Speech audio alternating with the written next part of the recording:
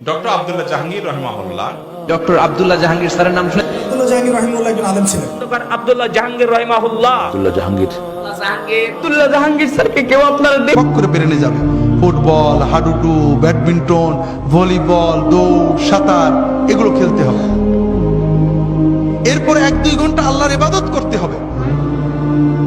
আল্লাহর সালাত, সিয়াম, জিকির যতটুকু পারা যায়, তাতে তোমার আত্মা সুস্থ হবে, তোমার মন পরিশুদ্ধ হবে, তোমার আত্মা, মন, দেহ সবকিছু প্রোডাক্টিভ হয়ে যাবে। এরপরে তুমি 4-5 ঘন্টা তোমার 25-এর পরের জন্য কর্ম বা শিক্ষা নেবে। এইভাবে যদি তুমি চলো তাহলে তোমার জীবন গতিশীল হবে, তোমার জীবন ইনশাআল্লাহ মৃত্যু পর্যন্ত সচল থাকবে। কিন্তু তুমি এখন খেলাধুলো বন্ধ হয়ে গেছে, সারাদিন মোবাইল, ইলেকট্রনিক মিডিয়া, আর খাওয়া তো কি খাচ্ছি আমরা দেখছি। ইউরোপ আমেরিকার লোকেরা কিছু সুস্থ থাকে, ঠান্ডার কারণে ওরা দৌড়াতে হয়, পরিশ্রম করে। আমরা গরমের কারণে ওইটাও করি না। সারাদিন মোবাইল দেখছি, শুনছি, কানে ইয়ারফোন লাগিয়ে শুনছি, আমাদের কান চোখগুলো নষ্ট হচ্ছে। রাতে জেগে জেগে মোবাইল করছি, কথা বলছি, আমাদের ব্রেনটা ক্রেজি হয়ে যাচ্ছে।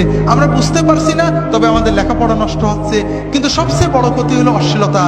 ছবিতে অশ্লীলতা, গানে অশ্লীলতা, সিনেমায় অশ্লীলতা।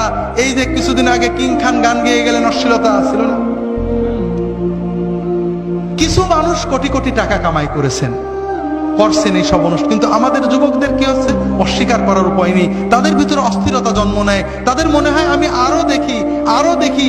টিভিতে বন্ধ হয়ে গেল, দেখি পাশের বাড়ির মেয়ের সাথে দেখা যায় কিনা।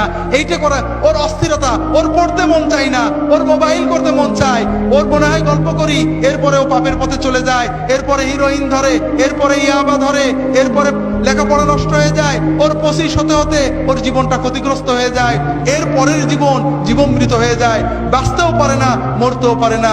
ও হিরোইন গ্রহণ করে, মাদক গ্রহণ করে, এইভাবে সমাজটা আস্তে আস্তে ধ্বংস হয়ে যাচ্ছে। ঠিক না ভাই?